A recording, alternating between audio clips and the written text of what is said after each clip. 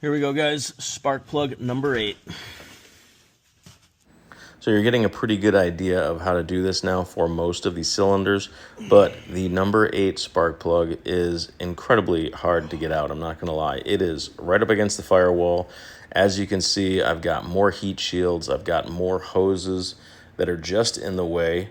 I could barely even get in there with a hose pliers to try and even wiggle that spark plug wire from the spark plug itself. You can see I'm basically almost behind the engine.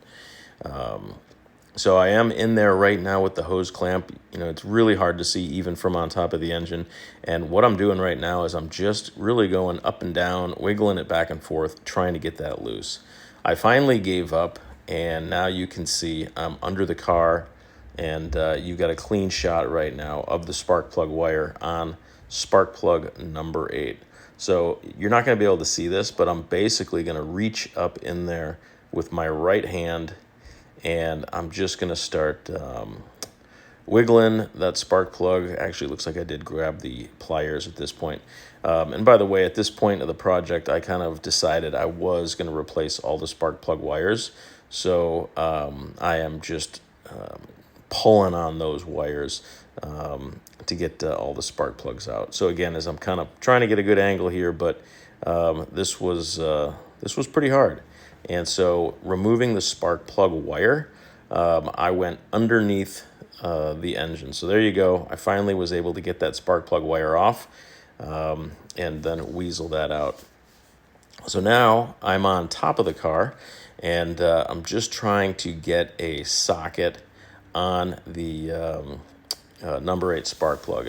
And really, at first I thought I was going to use that swivel, and I realized that that's not going to work. So this is when I used the 3/4 socket and the 5/8 spark plug straight socket, and that's how I kind of weaseled that socket in there by hand on top of the engine.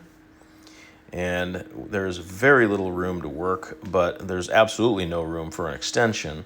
So that's why putting these two sockets together. And oh, by the way, I cannot even get a breaker bar in there. So I finally get the wrench put together on that spark plug socket.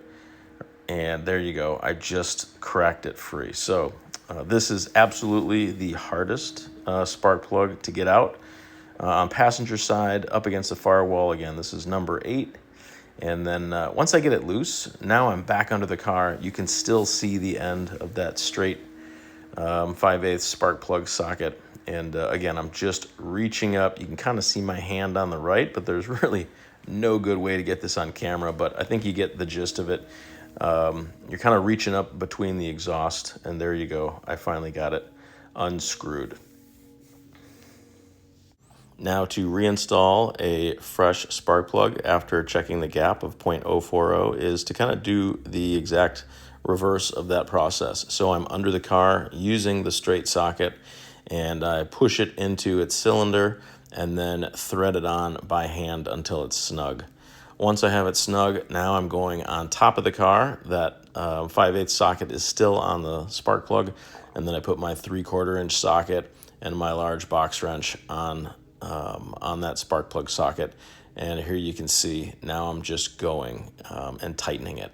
Now I will not be able to get my torque wrench in there, but I've been doing this long enough now with the other 7 spark plugs that I've got a pretty good feel for how tight to snug it down. So once I have it snugged down, I'll go back under the car. Actually, it looks like I was able to pull off that socket from on top of the car. Thanks for watching. Check out the description for more information and hit that subscribe button if you'd like to see more videos.